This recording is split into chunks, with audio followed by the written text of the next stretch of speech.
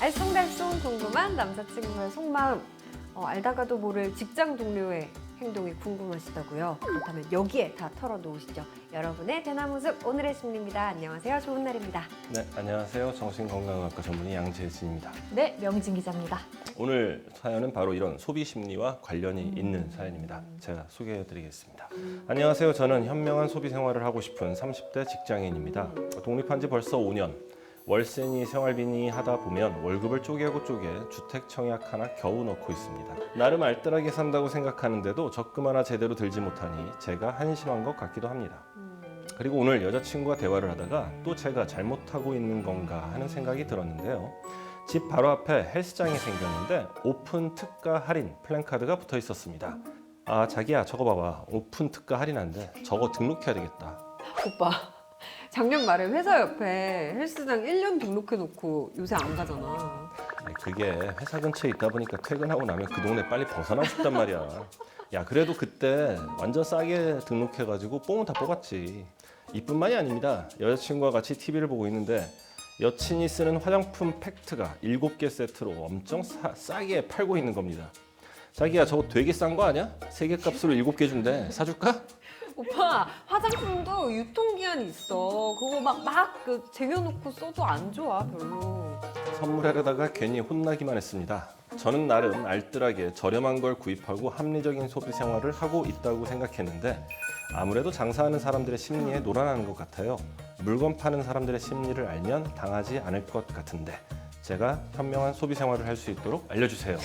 아무리 봐도 뭐 그렇게 현명하게 소비 생활을 하시는 것 같진 않아 보이는데. 아니, 그리고 굳이 뭐 물건 파는 사람들의 심리까지 안 가더라도 아니, 싸다고 집에서 먼 헬스장 그 싼 게 다가 아니잖아. 그렇죠.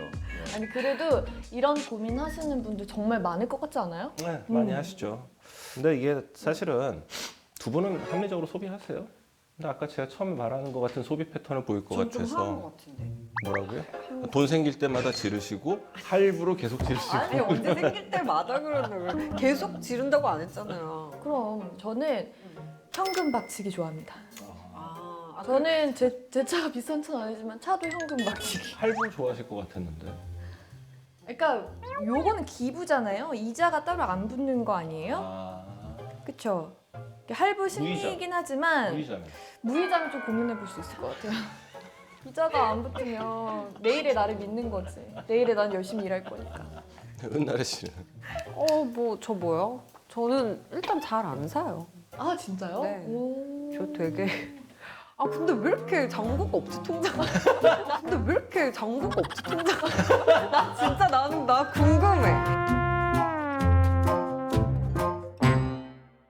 쇼핑이야말로 이 사는 사람의 심리를 자극하는 어떤 요소들이 굉장히 많을 것 같다는 기분 들거든요. 사실은 이제 뭐 홈쇼핑에 대한 그런 소비 심리를 부추기는 홈쇼핑의 세팅 이런 것도 얘기 많이 나왔었고 맞아. 백화점도 많이 나왔었고요.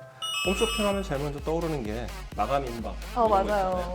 시계 보여주고 째깍째깍 하면서 맞아, 쇼호스트 맞아. 분들이 말을 계속 빨리 합니다. 아유, 몇 개 안 맞아. 남았습니다. 마감 임박입니다. 계속 그러면은 보고 있는데 내가 저걸 안 사면 손해볼 것 같다든지 내가 지금 전화를 안 걸면 저걸 놓칠 것 같다는 사람의 쓸데없는 불안감을 자극하거든요. 맞아요. 네, 이거 재밌는 거 홈쇼핑 하시는 분들한테 들었던 건데 일단 쇼호스트 분들이 막 얘기를 한 다음에 제품에 대한 영상이나 설명만 계속 나오고 있잖아요. 그러면 이게 잘 되는 거래.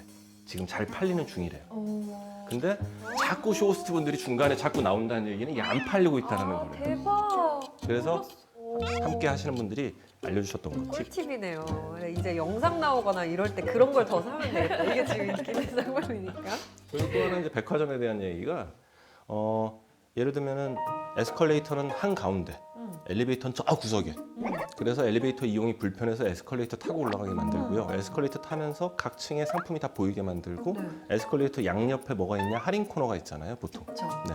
그래서 한층 올라가다 멈춰서 아유 싼다 생각하고 또 이렇게 은나래 씨 같은 분이 이렇게 사게 만드는 그런 세팅으로. 저는 되게 편리하고 좋던데. 그렇죠. 잘 이용 당하고 계세요. 제가 이용하는 거라니까요. 되게 저런 것도 있고 저 브랜드가 여기 입점했네? 막 이러면서 에스컬레이터 사랑합니다. 네. 근데 제가 볼 때는 아까 처음에 얘기했다시피 사연 보내신 분이 우리 좋은 날의 씨하고 소비 패턴이 거의 비슷하신 것 같아서 나는 쓴 건 없는데 잔고는 없다. 근데 듣다 보니 많이 쓰셨어요.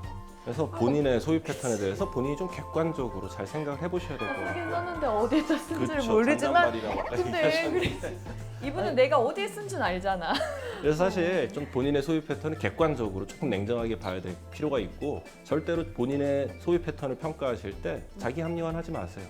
돈이 안 쌓인다는 건 분명히 내가 어딘가 쓰고 있고 새는 돈이 있다는 얘기거든요. 그래서 본인의 그런 소비 패턴을 좀 객관적으로 잘 평가를 해보시고 제가 볼 때는 그 여자친구의 조언을 좀 더 많이 들으시면 잔소리를 좀 들으시면 소비 패턴이 좀 더 합리적으로 변할 것 같습니다. 그래서 진짜 우리 통장 잔고와 지갑을 털기 위해서 얼마나 많은 분들이 소비의 심리에 대해 연구를 했겠어요, 정말. 그렇죠? 우리가 쉽게 넘어가지 맙시다. 아니, 지금 자기 자신한테 다짐을 하더라고요. 카메라를 보고. 쉽게 당하지 나는 않겠다고. 이용하는 것 같은데 진짜. 아무튼 네. 다음 사연으로 넘어가 볼까요? 네, 이번에는 연애 사연입니다. 좋아하시는 것들. 제가 한번 소개를 해드리도록 하겠습니다. 안녕하세요. 이해할 수 없는 제 남자친구 얘기를 해보려고 합니다. 저희는 30살 동갑내기 커플입니다. 학생일 때 만나 지금까지 이 8년이라는 짧지 않은 시간을 함께하고 있어요. 서로 다른 건 맞춰가다 보니 이제는 단점이라고 꼽을 만한 것도 사실 모르겠지만 굳이 한 가지를 꼽아보자면 제 남자친구는 주기적으로 동굴에 들어가는 성격입니다. 동굴로 들어가는 건 1년에 한두 번쯤 됩니다. 처음에는 난리도 피워보고 날뛰면서 화도 내봤는데 일주일 정도 잠수를 타고 나면 미안해. 아니 죄송해요. 미안해. 아니 죄송해요. 너무 성의 없는데 애가. 너무 성의 없는데. 죄송합니다. 네. 미안해. 별일 없었지? 이렇게 아무렇지 않게 돌아와서 아무렇지 않게 변함이 없는 모습입니다. 처음에는 정말 진짜 딱 미치는 줄 알았거든요. 가끔씩 잠수를 타는 남자 도대체 왜 이러는 걸까요? 근데 그 친구가 걱정을 하는 게 아니라 되게 화를 냈어. 아니 근데 한두 번이 아니었어요. 아니 그러니까. 이때마다 이 사연 보내신 분 얼마나 마음이 타서 친구한테 그렇죠. 물어봤을 거 아니에요. 솔직히 이 남자는 제가 볼 때 이 사연 보내신 분의 남자친구는 동굴에 들어간다는 표현을 그렇게 막 쓰시면 안 돼요. 모든 남자들이 자칫 오해를 받고 욕을 먹을 수가 있습니다. 많은 분들이 이제 남녀 심리에 대한 얘기를 할 때 남자는 가끔 자신만의 동굴에 들어가서 스스로 힐링을 하고 나온다라고 얘기했는데 그게 일주일이 아니에요. 몇 시간 정도지. 짧으면 몇십 분, 길면 몇 시간이지. 그럼 이분은 뭐예요? 무슨 남자가 동굴에 뭐 사람 되려고 마누라하고 쑥 먹으러 동굴 들어가는 것도 아니고 무슨 동굴에서 일주일씩이나 있어요. 저는 이거는 우리가 흔히 남녀 심리에서 얘기하는 동굴하고 거리가 멀다고 생각해요. 네. 이분이 본인의 성격상, 성향상 내가 굉장히 머릿속이 복잡하고 힘들 때 혼자 있고 싶다. 뭐 그런 성격도 있어요. 다만 그러려고 그러면 여자친구한테 그 부분에 대한 충분한 이해를 구하고 설명을 하고 이해를 구하고 미리 통보를 해줘야 되는 거거든요. 근데 사실 미리 내가 힘들면 동굴에 들어가는 습성이 아니지, 있다? 아니지. 미안한데 내가 일주일만 쉬었다 올게? 이렇게 할 수는 없는 거잖아. 이분이 바보다면 그렇게 얘기하겠어요. 그럼 어떡해? 정기적인 게 아니니까. 이번에 네. 사실은 이번에 집에 좀 무슨 일이 있는데 내가 지금 그것 때문에 좀 머리가 아프다. 내가 좀 신경을 써야 된다. 내가 이걸 좀 정리를 하고 집안 가족들하고 얘기를 나누고 다시 연락을 할게. 미안해. 이 정도는 할 수 있잖아요. 맞아. 이렇게 했다면 이 사연 보내신 분이 이렇게 답답하거나 화가 나진 않으실 것 같아요. 근데 보나마나 어느 날 갑자기 연락이 끊겼다가 어느 날 갑자기 미안해 별일 없었지 이렇게 나타나시는 것 같으니까 너무 이기적이야. 그럼 이거는 무뚝뚝해서 그러신 거예요? 아니면 배려심이 없어서 그러신 건가요? 아니면 뭔가 좀 문제가 있으신 분이신 건가요? 이기적인 거 아니에요? 네, 그냥 저는 자기중심. 이거는 무뚝뚝한 거 아니고요. 이거는 굉장히 좀 자기중심적이고 이기적인 행동이라고 생각을 합니다. 그냥 단순히 이기적이어서 이기적인 사람들이 다 잠수 타는 건 아니니까. 그러니까 기본적으로 이런 일이 있을 때 이제 아까 얘기한 대로 그냥 본인만의 생각이 많아서 그러니까 이 상대방과의 관계에서 문제가 없는데 그냥 본인만의 생각이 많아서 생각 정리를 하기 위해서 본인이 이렇게 그 상황을 피해버리는 그런 상황이 이런 성격인 분도 있을 수 있고요. 만약에 여자친구하고 싸웠다, 네. 갈등이 있는 상황에서 갑자기 잠수 타는 분들이 있거든요. 이런 분들 같은 경우에 사실 거의 도피죠, 도피. 그러니까 눈앞에 갈등이 있는 꼴이 싫고 그걸 견딜 자신이 없으니까 그냥 그 상황을 회피해버리는 거예요. 겁쟁이네 겁쟁이. 그리고 나서 며칠 있다가 나도 풀렸고 상대방도 풀렸을 거라는 생각이 아무렇지도 않게 툭 던지듯이 다시 돌아오는 그런 유형의 분들도 간혹 계시고요. 근데 이분 같은 경우에는 보니까 다툼 이후에 그런 게 아니라 본인의 문제가 있을 때 남자친구가 주로 이랬다는 거 보니까 아마 남자친구 전자가 아닐까 싶어요. 네. 여자분들 중에도 잠수 타는 사람들 있잖아요. 여자분들은 사실 잠수 탄다기보다는 확인 다 하지 않아요? 전화 왔나 안 왔나, 이거 문자 몇 개나 내가 잠수 보냈나. 탔는데 연락 안 오면 열받는 거지. 그러니까. 근데 저는 약간 잠수 타는 스타일이에요. 제일 싫어. 저는 약간 잠수 타는 스타일이에요. 제일 싫어. 그러니까 일이나 이런 거에 잠수 탄다기보다는 약간 그냥 이 사람과 대화가 너무 안 된다던가 이러면은 좀 시간을 두고 대화를 하고 싶어서 남자친구랑? 네, 남자친구랑 연애할 때 그냥 제가 동굴에 들어가니까 남자들이 동굴에 안 들어가더라고요. 그런 사람 만나봤어요? 동굴에 들어가는 사람? 저는 동굴에 들어간 사람을 만나서 초연해진 것 같아요. 그냥 얘가 들어갔다 나오면은 그래 어서 와 정도로 이제 해줄 수 있는 상황이 되니까 이 동굴에 들어가는 게 얼마나 좋은 건지 아는 거지 내가. 배운 거네 그러면. 배운 거야. 내가 빨리 나와라고 재촉하면 재촉할수록 더 동굴에 틀어박히는 거 아닌가라는 생각을 예전 남자친구가 사실은 뭐 모든 대인 관계가 마찬가지인데 특히 연인 관계에서 잠수 타는 거 굉장히 나쁜 버릇이라고 생각을 해요. 혼자만의 시간이 필요하고 혼자만의 공간, 생각할 뭐 그런 것들이 필요하다고 그럴 때 상대방한테 미리 얘기를 하는 게 예의라고 생각하거든요. 배려라고 생각하고 최소한 상대방이 걱정은 안 하잖아요. 화는 계속 날지 모르겠지만 그래도 내가 이 정도의 시간은 필요하다. 내가 좀 시간을 가지고 있다가 다시 연락을 할게. 내일 정도 다시 통화를 하자. 이런 얘기를 했을 때 받아들여주면 좋은데 또 이런 얘기를 못하는 경우가 뭐냐면 사실 그러기 싫은데도 그런 얘기를 했을 때 당장 얘기해, 당장 연락해, 당장 풀어 이런 분들이 있기 때문에 또 그냥 에이 하고 이런 경우도 있을 수는 있어요. 근데 상대방한테 그런 얘기를 하는 게 예의듯이 상대방이 그런 요구를 했을 때는 그 정도는 들어서 하루 정도는 시간을 좀 서로 각자 가지고 나서 다시 갈등을 푸는 그런 것들이 좀 바람직하지 않을까 싶어요. 그리고 꼭 말씀드리고 싶은 게 이제 이거 사연하고 좀 다른 얘기인데 남녀 갈등이 생겼을 때 한쪽이 좀 피해서 시간을 가지려고 할 때 꼭 쫓아가면서 얘기하시는 분 있거든요. 날 봐, 어디가 막 이러면서 그 관계를 망치는 지름길이거든요, 사실.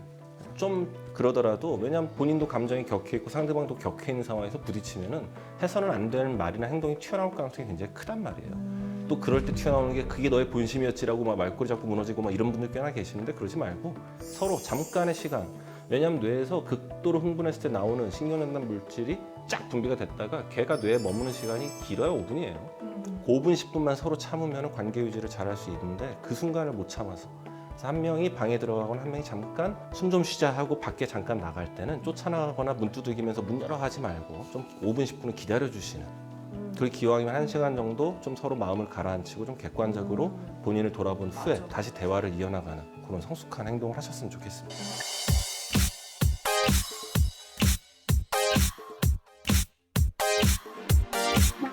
네, 요즘 사회에서 이슈가 되고 있는 키워드를 가지고 이야기를 나눠보는 시간인데요. 오늘 매운맛 함께 이야기를 해보려고 합니다. 매운맛이요? 매운맛. 매운맛.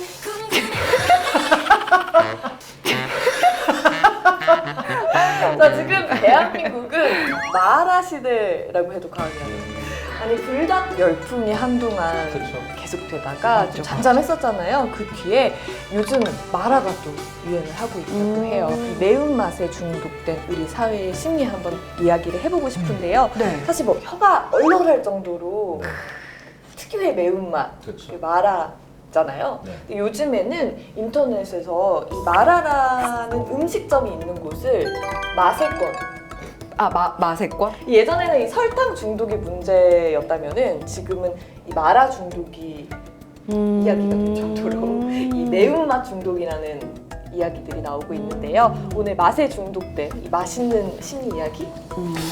사실 이게 꼭 뭐 지금 대한민국 마라 시대다라고 그러는데 저는 생각해 보니까 아까 소떡에서부터 떠오른 얘기인데 먹는 게 사실 그때그때 막 바뀌거든요. 근데 우리나라에서 계속해서 유행을 유행의 명맥을 이어가고 있는 거는 매운맛이 가장 오래된 트렌드 같아요. 그런 가장 것 같아요. 이게 어떻게 맵냐, 뭘 맵게 만들었느냐의 차이일 뿐이지 맞아. 계속 매웠어요 그냥 제가 볼 때. 맞아. 아니 다들 매운 거 잘 드세요? 매운 거. 아니요, 저는 매운 거 못 드세요? 전 좋아는 하는데 저도 막 잘 먹지는 않고 근데 좋아해요 매운 거. 매운 걸 먹으면은 거의 다음날 배탈이 나고. 네. 입만 뜨거운 게 아니라. 먹지 않죠. 네. 죽죠. 네, 거기도 매운 거. 어디요? 근데 이게 맵다는 게 사실 맛이 아니라면서요? 그렇죠. 사실 혀에서 느끼는 미각, 그러니까 혀에서 느낄 수 있는 맛이라는 건 단맛, 짠맛, 신맛 끝인가? 고소한 맛. 죄송합니다. 고소한 맛. 죄송합니다. 계속 해봐요. 감칠맛도 해보시고.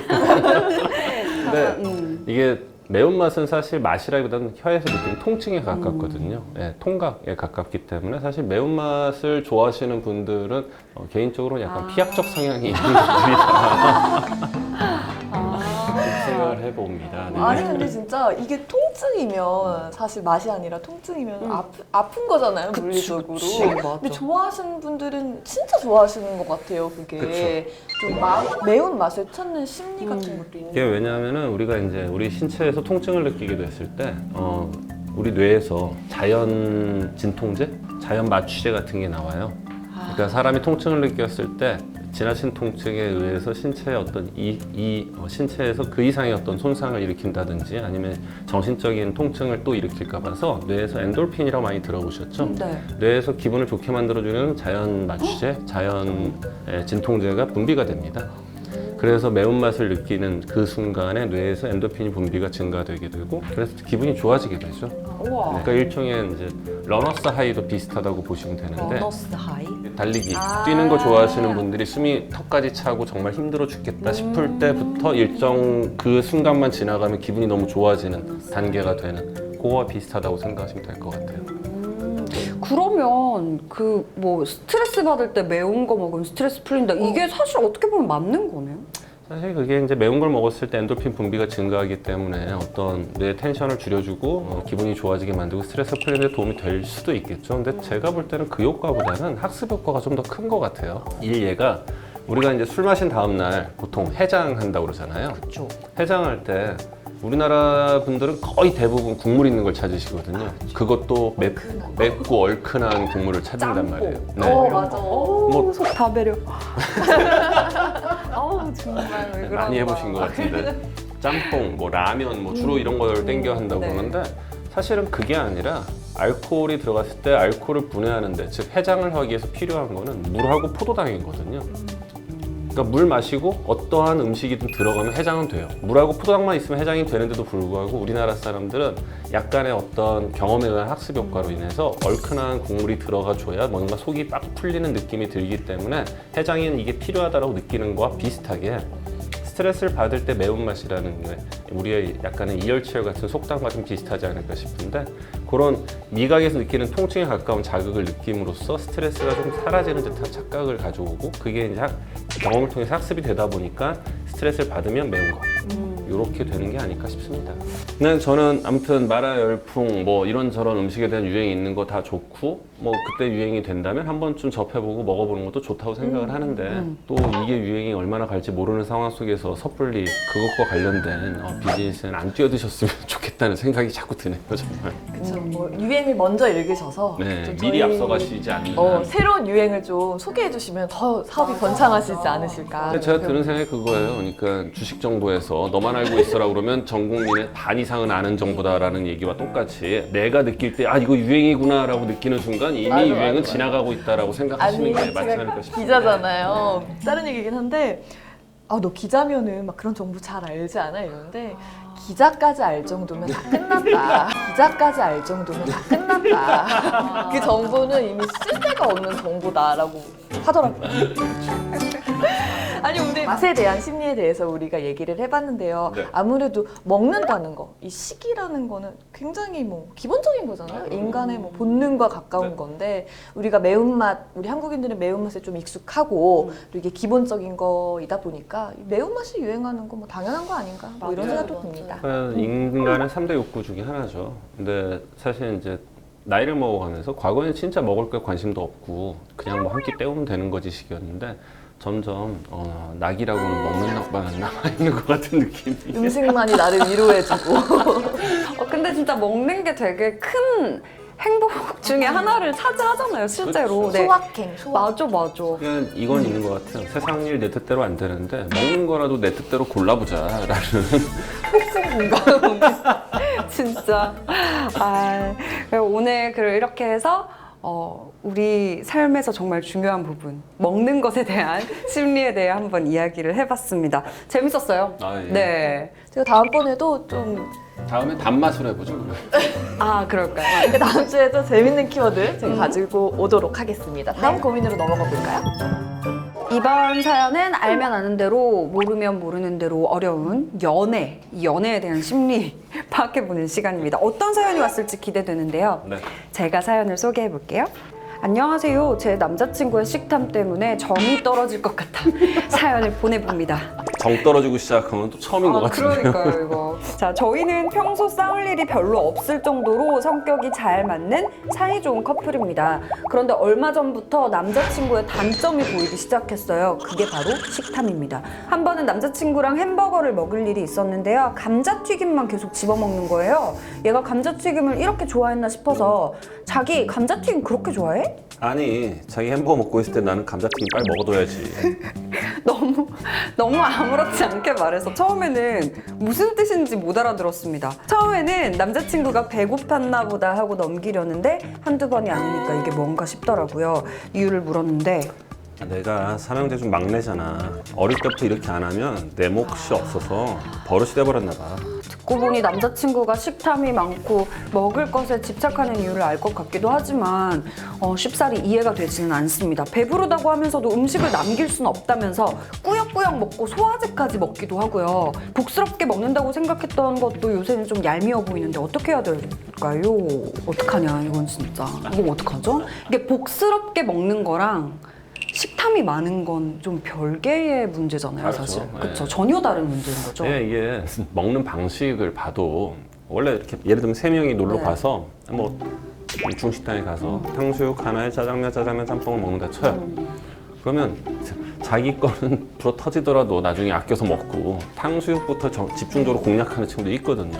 근데 그거를 다 알잖아. 그렇죠. 아니, 나도 탕수육부터 먹고 싶지. 아닌가? 다들 좀 그렇지 않아요? 근데 이제 약간 사회적으로 그걸 다 알잖아. 이거는 이제 같이 먹으려고 중간에 이렇게 해놓은 건데 내가 이상하게 보이지 않을까? 이런 생각을 안 할까요? 그런 이성적인 판단보다는 본능이 앞서는 거죠.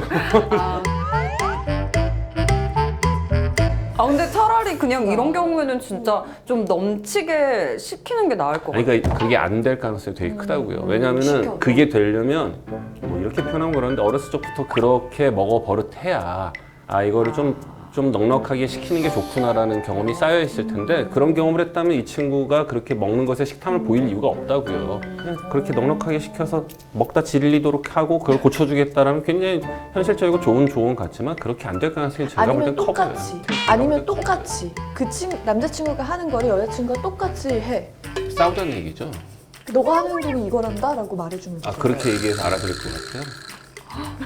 그냥 똑같은 행동을 해서 내가 하는 행동이 네가 하는 행동이야 보고 느껴. 그리고 변화되길 바래라는 거는 사실 그렇게 해서 해결이 되는 경우가 거의 없는데 남자친구가 외도했을 때 그럼 여자친구가 맞바람을 펴서 같이 외도를 한다 그러면 남자의 그런 외도 습관이 고쳐질까? 그렇지 않아요. 그럼 이분은 그냥 평생 이런 식탐을 부리면서 살아갈 수밖에 없는 운명인 건가요? 아니 그러니까 그렇게 슬프게 하지 말고요. 너무 안타까워서 그래. 예. 뭐 역시 이상적인 답이긴 한데 이 남자친구한테 얘기는 해줘야 될 것 같아요. 그러니까 이 남자친구한테 가장 내가 널 아끼고 사랑하는 사람으로서 이런 모습은 이렇게 해줬으면 좋겠다라고 얘기를 하고 남자친구가 그걸 못 받아들이고 화를 내거나 싸운다 그러면 헤어지시는 게 맞고요. 그게 아니라 남자친구가 받아들이면 잘 만났으면 좋겠고 나는 불편해서 그런 얘기 죽어도 못하겠다. 그러면 그 식탐을 참고 만나시는 방법밖에 없습니다. 아니 근데 요새는 뭐 쿡방이라든지 네. 뭐 먹방이라든지 너무 이런 많아. 게 되게 유행하고 있잖아요. 근데 저 어디서 봤는데 어떤 일본의 되게 막 라이징 스타 같은 되게 예쁜 여자분이 다이어트 할 때 먹방을 그렇게 보신대요. 대리만족. 대리만족. 저는 완전 이해가 안 돼요. 그건 너무 위가 너무 내가 볼 힘들더라고요. 때 그 나래 씨 같은 경우에는 저걸 왜 봐? 내가 먹어야지 이런 스타일. 아니, 그러니까 이거를 생각을 오히려 지워야 되는데 지우진 못할 망정 약간 봐버리면. 고문하는 네. 근데 그런 분들이 진짜 있더라고요. 그래서 저는 궁금한 건데 이게 먹방이나 쿡방을 보면서 보는 것만으로도 나의 가짜 식욕을 달랠 수가 있나요? 그러니까. 제가 볼 때는 글쎄요. 대리만족이 된다는 분들도 간혹 있는데 대부분은 오히려 그걸 보고 자극받지 않을까 싶거든요. 아니면 하나 가능성은 있는 거 있죠. 대부분 먹방을 하시는 분들이 음식을 이쁘게 알맞게 드시지 않잖아요. 누가 많이 먹냐잖아요. 보다가 질리거나 보다가 내가 역겨울 가능성은 있을 것 같은데 그게 다이어트 효과가 있나? 그럴 수 있겠네요. 그러니까 가짜 식욕을 대처하는 방법으로 가짜를 주입하는 거지. 뭐가 가짜야? 너 먹고 있지 않아? 뭐 이런 거야? 내가 먹고 있는 착각을 뇌한테 줄 수 있지 않느냐. 약간 이거 자린고비랑 비슷한 거 매달아놓고 그런 건가? 우리 왜 인간의 기본 요소? 인간이 생활할 수 있는 기본 요소? 의식주? 이렇게 세 가지가 있다고 하잖아요. 근데 의랑 주보다는 식이 일단 가장 중요하지 않나. 그러니까 식이 좀 충족이 돼야 되지 않나요? 우리 몸에 다이렉트로 들어오는 거잖아요, 식은. 쉽게 말해서 네. 그냥 집 없어도 살 수는 있고 그쵸. 벗고도 살 수는 있는데 맞아. 굶어서는 못 사니까. 맞아. 살기 위한 욕구이긴 그러니까 가장 중요한 욕구인 것 같아요. 가장 중요한 욕구임에는 분명한데 네. 우리가 이제 인간의 3대 욕구 그래서 식욕, 성욕, 수면욕 뭐 이런 얘기들 하거든요. 근데 사람인 이유가 욕구대로만 살 수 없기 때문에. 예. 그죠? 욕구대로 살 수 없겠죠? 계속 잠만 자고 살 수는 없잖아요. 다 그렇게 살면 안 되나요, 그냥? 계속 잠만 자고 살 수는 없잖아요. 다 그렇게 살면 안 되나요, 그냥? 저기 그 자연으로 돌아가서요. 그 여성 최초 자연인 뭐 이런 거 한번 나와보실래요? 그렇게 살면 근데 행복할 수는 있을 것 같은데. 그 욕구 중요합니다. 욕구를 기본적으로 충족시켜야 되는 건 맞는데 욕구의 기본 충족 이상의 것들에 대해서 한번 생각을 해보자는 거죠. 그리고 먹는 거에 앞서서 사람은 사회적인 동물이고 대인관계가 반드시 필요한 동물이다 보니까 다른 사람들과의 관계에서 나의 식욕, 성욕, 수면욕이 어떤 영향을 미치고 있는지는 한 번쯤은 좀 본인을 돌아볼 필요가 있다는 거죠. 굳이 나 조금 더 먹겠다고 여자친구 기분 상하게 할 필요는 없는 거잖아요. 뭐 사연으로 돌아와서 이제 식탐에 대한 사연이었는데 식탐은 사실 누구나 조금씩은 있잖아요. 그게 뭐 이제 정도가 뭐 심하냐 아니면 뭐 식탐 없는 분들도 있긴 하지만 근데 이게 그 정도의 문제인 것 같아요. 근데 이게 한 번 정이 떨어지면은 그게 회복하는 그렇죠. 게 쉽지가 않아요. 사실은 사연 첫 마디에 처음에 써 있어요. 정이 뚝 떨어지기. 그러니까요. 정뚝떨? 정뚝떨이었어. 나도 이게 뭐 누가 사실 해결책을 제시하고 제시하지 않고의 문제가 좀 아닌 것 같은 생각. 근데 정말 사랑한다면 한 번쯤은 원장님이 말씀하신 것처럼 너의 식탐에 문제가 있다는 거를 지적을 해주는 게 좋지 않을까. 그게 이제 저 남자친구분은 이 사연을 볼지 모르겠는데 제가 볼 때는 사랑하니까 사연까지 보내신 것 같아요. 덜 사랑했으면 이미 헤어졌죠. 정도 떨어졌는데. 네. 남자친구분은 아까 말씀드린 거 꼭 기억하셨으면 좋겠는 게 그냥 머릿속으로 나 삼형제 막내라서 이렇게 자라서 어쩔 수 없었어 라고 생각을 하고 변화가 없다면 그건 자기 합리화밖에 안 되기 때문에 꼭 내가 그렇게 자랐고 그런 습성이 있지만 이걸 고치겠다라는 노력을 좀 해보셨으면 좋겠습니다. 자, 그럼 저희는 다음 이 시간에도 여러분들 고민 사연 들고 다시 찾아오겠습니다. 그때까지 안녕히 계세요. 네, 안녕히 계세요. 안녕히 계세요.